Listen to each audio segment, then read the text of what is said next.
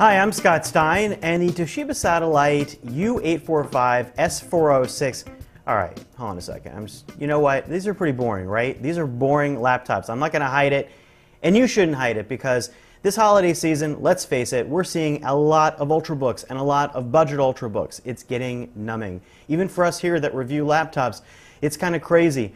For about $700 to $800, which by the way is not cheap for a laptop, but it's cheap for an Ultrabook, you can get these 13, 14-inch laptops with hard drives as opposed to SSDs, 500 gigabytes, 4 gigs of RAM. You can go down the numbers. They all kind of have about the same processor inside, Intel Core i5, and they perform pretty similarly. So what's the difference? Well, very, very fine points and details. It's kind of like netbooks were a couple of years ago. You basically have to play with them, see if you like the keyboard, see if you like the trackpad, see if the weight feels right. When it comes to this Toshiba Satellite U845, it's in the gray zone. It's kind of neither here nor there. The price, $879 is the MSRP. You might find it for lower. Hopefully you can, because I think a laptop like this probably deserves to be more in the $750 to $799 range. $879 feels pretty high.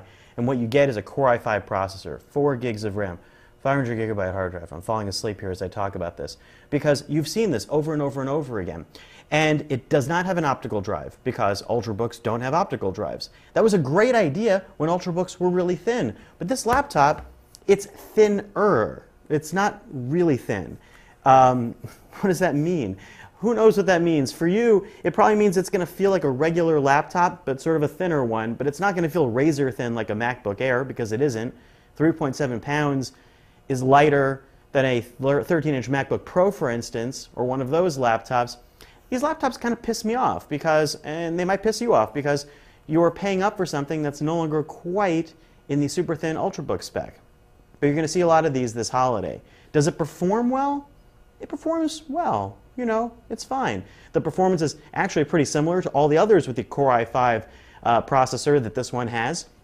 Battery life is 5.5 hours, which is good. You know, there are others that are better, 7 hours.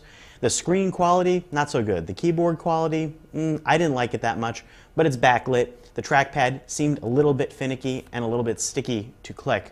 For something like this, I really want all that stuff to be aces if I'm going to be buying into this sort of middle-range laptop. If you're desperate and you find that this is the laptop that's available for you to purchase, it will do you fine.